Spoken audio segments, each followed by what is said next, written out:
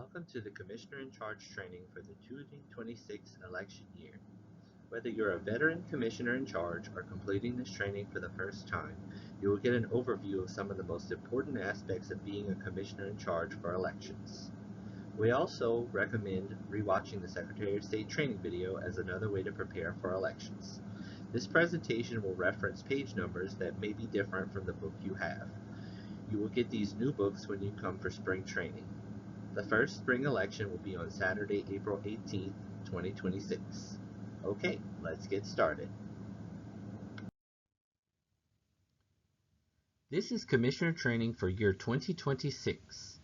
By completing this training, you will be eligible for the 2026 Commissioner in Charge drawing, which will be held in January of 2026. You must complete this training and the test by no later than December 31st, 2025 to be entered into the Commissioner drawing. Please note that the following few slides will introduce you to some facts about the new closed primary system for the upcoming spring election. The first election of 2026 will be April 18th, and the general election will be on May 30th, 2026. We will have mandatory trainings for the spring elections, so be on the lookout for emails and letters about them. Please proceed to the brief overview of the closed primary system. First things first. This spring, we will be dealing with the first election of the new closed primary system. We are only going to give an overview here, as there will be a specific training for this in the spring, so do not worry if you do not fully grasp the ideas. The following offices are the only ones affected by the new system. It will be offices for the U.S. Senators, U.S. Representatives, Public Service Commissioner, Supreme Court Justices, and the Board of Elementary and Secondary Education, or BESE. These are for federal elections that occur every 2 years. Presidential elections are not affected by this new system. This means that the following will apply to voters for the April 18th spring election. For voters registered as Democrat, they are eligible to vote for Democratic candidates for closed party races and non-closed party contests on their ballot, if any. A Republican voter is eligible to vote for Republican candidates for closed party races and non-closed party contests on their ballot, if any. No party or unaffiliated voters are eligible to vote for Democratic or Republican candidates for closed party races and non-closed party contests on their ballot, if any. And other parties are only able to vote for non-closed party contests on their ballot, if any.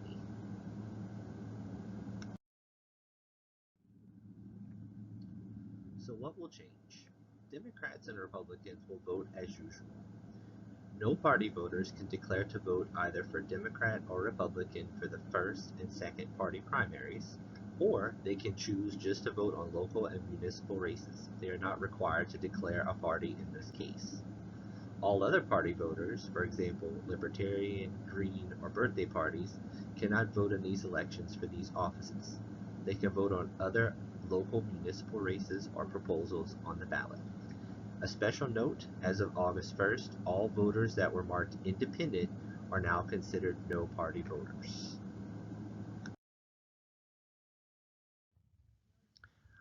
We will now discuss the difference between the spring and fall closed primary elections. The first and/or second party primaries take place in the spring. Only Democrats and Republicans can run for the previously mentioned offices. Any candidate who wins the election or has no contest will appear on the ballot for the fall open congressional election. The third election will take place in the fall for the final vote. Any other recognized party can run for the fall open congressional election with correct fees and nominating petitions, in addition to the Republicans and Democrats from the spring elections. There can and will be other items on the ballots for the spring and fall 2026 elections. This new system does not affect those races or proposals. These are your directions for checking in voters for the closed party primaries. Number 1, locate your voter in the precinct register. 2, check the signature line to find notations near the voter's name. If you see a declaration required on the signature line, the voter is required as a no party and must complete a declaration form to vote in the primary. Provide the declaration form and have them fill it out. The voter must select either Democratic, Republican, or no party, which can only vote on local propositions if applicable. Number 5, mark the ballot selection. Once the form is returned, the commissioner must circle the ballot lockout code in the precinct register based on the voter's choice.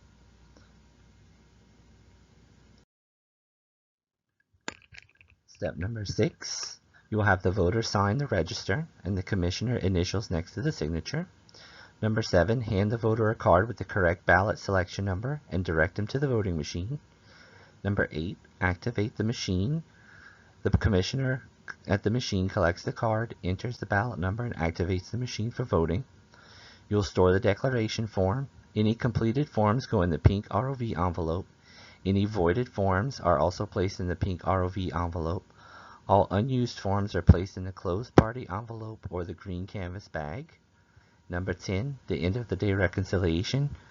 At the close of polls, commissioners must count all declaration forms submitted, tally how many voters selected Democrat, Republican, or no party to ensure totals match what was circled on lockout selections.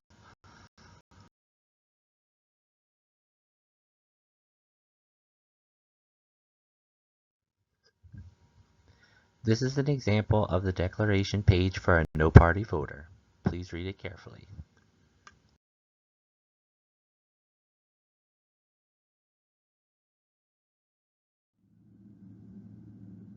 It is important to note that there will be special training sessions for the closed primaries before the spring elections. Please be on the lookout for important letters and/or emails for these trainings. They will be mandatory, and you will not be able to work for the spring election without this training. The next slide begins the standard Commissioner in Charge training. We will now begin a discussion of Election Day practices. First, you must contact the Clerk of Court office if one or more of your commissioners fail to show up on Election Day. The Clerk of Court elections line should be the only number you call on Election Day. That number is 985-447-5266. Please remember to use your precinct cell phones if your precinct has one. Contact the Clerk of Court Elections Department if the janitor does not show up 30 minutes before polls opening, the key custodian, if you have one, does not show up 30 minutes prior to polls opening, or any commissioner does not show up 30 minutes prior to polls opening. It is very important that the commissioner in charge perform the oath before polls open. The oath is written out on the back of the Election Day pamphlet. The commissioner in charge shall administer the oath to the commissioners prior to the opening of polls, which means 7 a.m. on Saturday elections or 6 a.m. for Tuesday elections. In the morning, on Election Day, the commissioner in charge receives the envelopes containing the election machine keys. You must verify the information on the key envelopes by confirming the machine numbers, the cartridge seals, the precinct register seals, and the protective and public counter numbers on the operator panel. Then use the key envelopes to fill out the machine certificate once all information has been verified as correct. If anything is not correct, you must contact the clerk's office immediately. Again, it is highly important that you verify all of the numbers for the machines and seals before moving forward on Election Day. Please also remember you need to turn on the machines to verify the public counter and protective numbers on the operator panels of all machines. Also, check all seal numbers to make sure that everything is correct inside the machines. You will need to locate and unpack the green bag in one of the machines. The bag contents are located on pages 63 through 68. You will find the General Forms zipper bag, you will find the informational pamphlet, and you will find the precinct-specific envelope, or the PSE. The Braille booklets will be going away moving forward. You must also locate your red bag in the machine. The bag contents are located on pages 63 through 68 in your book. It contains your precinct register, and you will place the pink registrar envelope in the red bag after the close of polls on Election Day.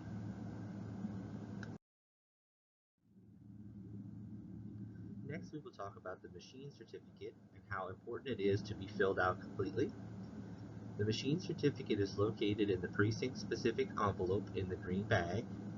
There is a part to fill out at the opening of polls, and there is a part to fill out at the closing of polls. It is very important that each part be filled out entirely. You will also get all of the commissioners and yourself to sign the form at the end of the night. The form is in triplicate, and you must put a completed sheet in the correct envelope at the end of the day. The pink sheet goes in the pink envelope for the registrar. The yellow sheet goes in the gold envelope or the S19 envelope for the Secretary of State, and the white sheet goes into the clear clerk of court bag.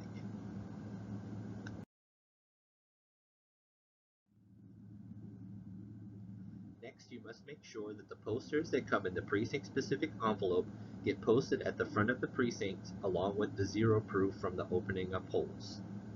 There is tape included in the supply bag to complete this task.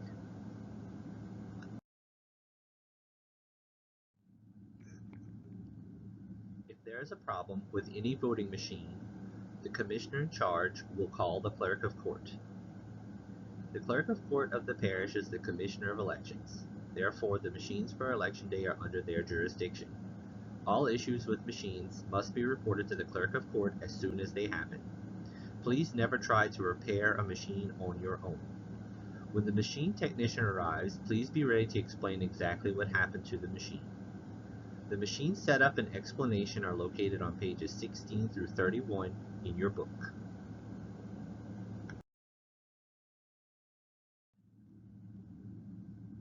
Now we will move on to some election day practices.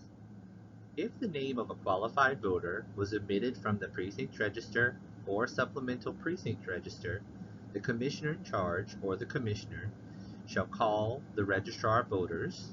Their number is 985-447-3256. Also, if you cannot find the voter in the precinct register, you can try looking on the supplemental list, looking them up in GoVote, or ask if they have recently changed their name on their identification.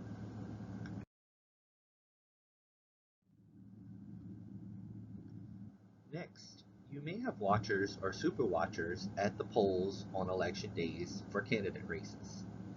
They must show their commission to serve, which has been issued by the clerk of court and will have her signature on it, and their photo ID to the commissioner in charge before they can serve at the precinct. They can be commissioned at several precincts, so make sure that yours is on the commission. A watcher or super watcher cannot interfere with the functions of election day workers on election day. Please call the clerk with any concerns or questions you have regarding watchers on election day, and you can find more information about this on page 8 in your book.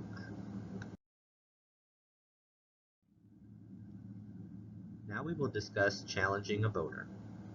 A commissioner, watcher, or qualified voter may challenge a person applying to vote on any of the following grounds. Number 1, the applicant or voter is not qualified to vote in the election. Number 2, the applicant or voter is not qualified to vote at the precinct. Or number 3, the applicant or voter is not the person whose name is listed on the precinct register. You will find the challenge to voter form in the supply bag. More information can be found on pages 54 and 55 in your informational pamphlet.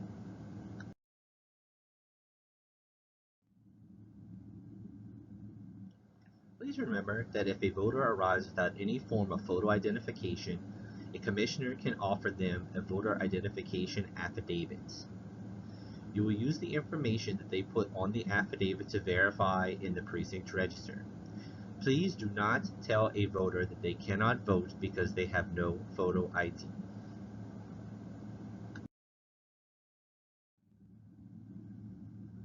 Please remember that electioneering within 600 feet of a polling place on election day is illegal. Electioneering means handing out or displaying campaign cards, pictures, or other campaign literature, or placing or displaying political signs, pictures, or other forms of political advertising which advocate for or against any candidate, proposition, or political party appearing on the ballot, and is also circulating or seeking handwritten petition signatures. The only exception is for placing or displaying political signs or pictures on private property that is not being used as a polling location.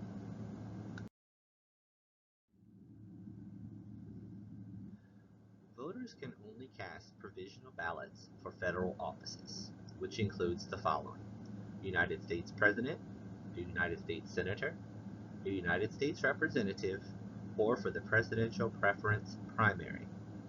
When you are asked for a provisional ballot, please call the Clerk of Court office before issuing it. We will walk you through the process. You can find more information on provisional ballots in pages 71 through 77 of your book.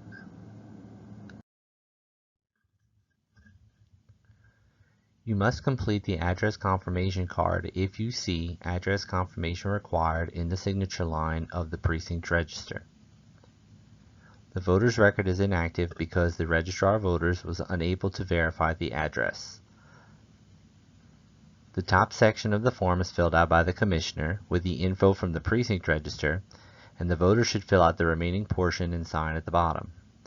If the voter cannot confirm 1, 2, or 3 in the middle section, you should call the registrar of voters office for guidance before allowing them to vote. According to law, a person who is visibly handicapped may go to the front of the line on election day. The following are not reasons why someone can move to the head of the line: the voter is advanced in age, the voter is late for work, or the voter has a child with them. We will now discuss assistance to voter in the voting booth. In the past, a voter requiring assistance who had previously not indicated on their voter record that they require assistance in the voting booth had to fill out the Assistance to Voters form, have the assistant show their ID, and then the assistant would sign in the back of the precinct register, and then they could assist the voter. The voter was asked to update their voter registration so that they could skip filling out the form for each election. Today, the law now requires that the voter assistance form must always be filled out when a voter receives assistance in the voting booth on election day. The form will be filled out in 2 ways depending on if the voter has indicated on their voter registration that they require assistance, which means they have a Y in the assistance column. The following slides will show the old form and the 2 ways that the new form can be filled out depending on the situation.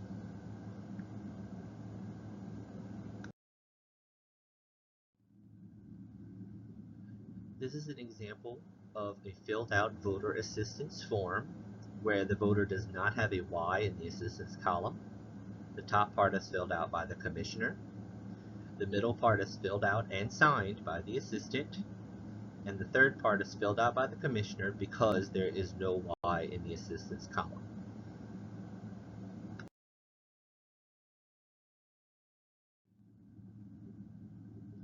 This is another example of the voter assistance form filled out by a voter who does have a Y in the assistance column. The top part is still completed by the commissioner. The middle part is completed and signed by the assistant, and you'll notice the third section is left blank because they had a Y in the assistance column already.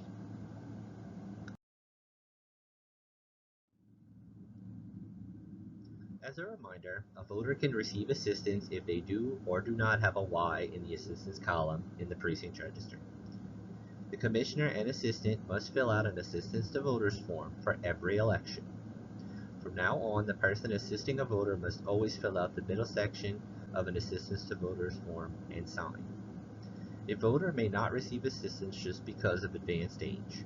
They must have a visible disability, or they may present a current photo mobility impaired card or other documentation for a disability.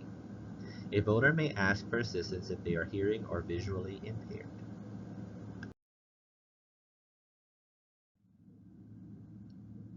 Please note that a person marked on the precinct register as voted by mail shall not vote in person at the polls on election day.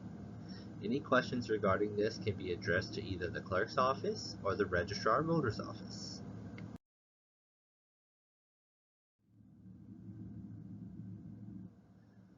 Please be aware that the name of every person who votes at the polling place shall be entered on the poll lists that are kept separate from the precinct register by 2 separate poll workers. Remember, Only add the name to the poll list after the voter has signed into the precinct register. The notation of irregularities form is also found in your precinct-specific envelope, or the PSE, at the beginning of the day. This form is used to document anything that goes wrong at the voting precinct during election day.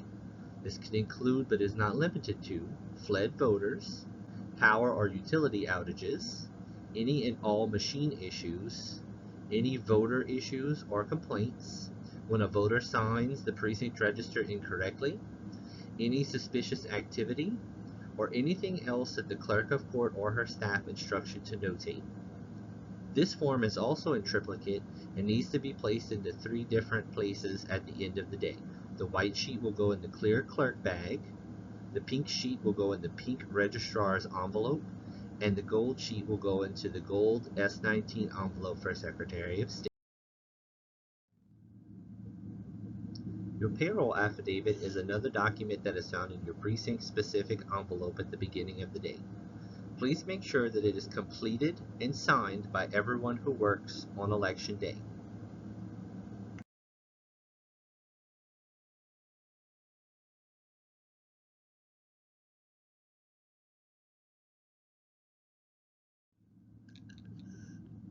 We will now discuss all of the items that must be included in the clear clerk of court bag at the end of the day.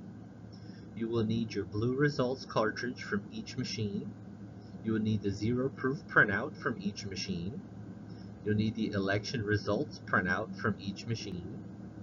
You'll need a machine certificate, white copy, the payroll affidavit, which has been completely filled out and signed, key envelope C, which contains the keys from each machine after you've locked it, key envelope B, the precinct cell phone, the technician's report, the provisional packet, if applicable, the notation of irregularities white copy, and the S19 Secretary of State envelope.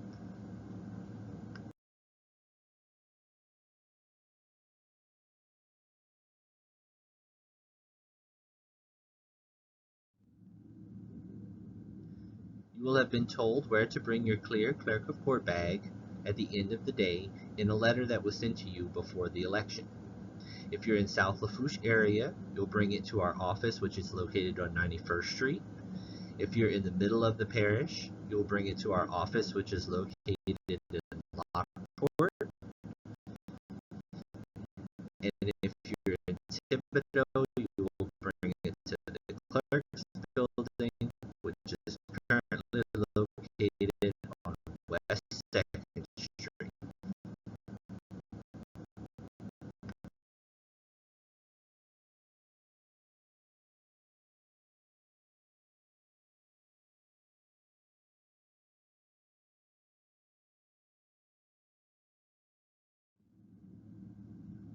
These are some reminders for the closing of polls.